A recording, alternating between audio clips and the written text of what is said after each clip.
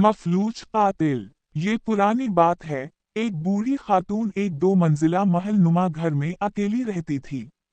वो खातून कमर से नीचे मुकम्मल तौर पर मफलूज थी और व्हीलचेयर पर जिंदगी गुजार रही थी।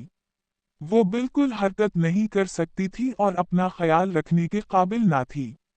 शौहर की मौत के बाद रोजाना एक नर्स आती थी जो इसकी देखभाल और रोजमर्रा कामों में मदद करती थी। घर की 2 मंजिलों को सिर्फ एक पुरानी सीढ़ी आपस में जोड़ती थी। जब भी बूढ़ी खातून को ऊपर या नीचे जाना होता, नर्स को उसे बच्चे की तरह अपनी बाहों में उठाकर सीढ़ियां चढ़ना और उतरना पड़ता था।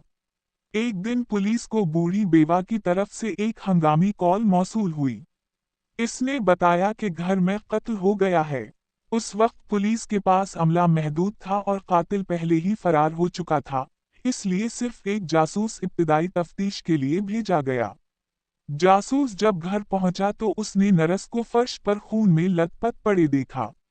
उसके बाजू और टांगे अजीब जावियों में मुड़ी हुई थी और इसका गला चीर दिया गया था।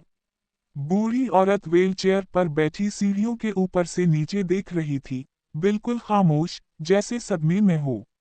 जासूस ने फौरन ही उसे मुश्तबा अफराद की फहरिस्त से निकाल दिया क्योंकि वो हरकत करने के काबिल नहीं थी, और जब कत्ल हुआ वो ऊपर की मंजिल पर फंस कर रह गई थी।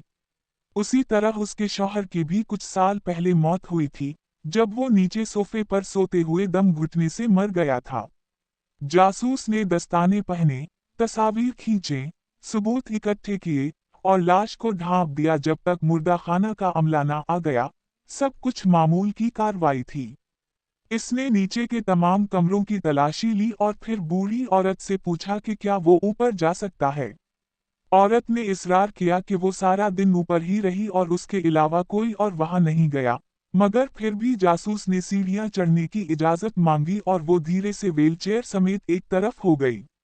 सीढ़ियों के ऊपर एक तंग सा राहदारी था, जिसके साथ 3 दरवाजे बंद थे। उसने एक एक करके तमाम दरवाजे खोले। पहला कमरा, खाली बेडरूम, कुछ नहीं।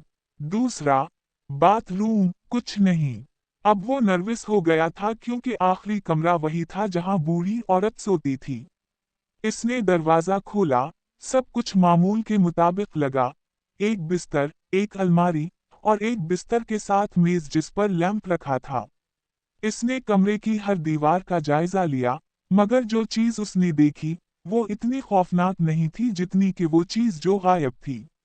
ऊपर वाले फ्लोर पर फोन नहीं था। जासूस का दिल दहल गया। इसने आहिस्ता से अपनी बंदूक निकाली और भागता हुआ राहदारी से वापस सीढ़ियों की तरफ गया। लेकिन जब वो सीढ़ियों के पास पहुंचा, वहां सिर्फ खाली व्हीलचेयर थी।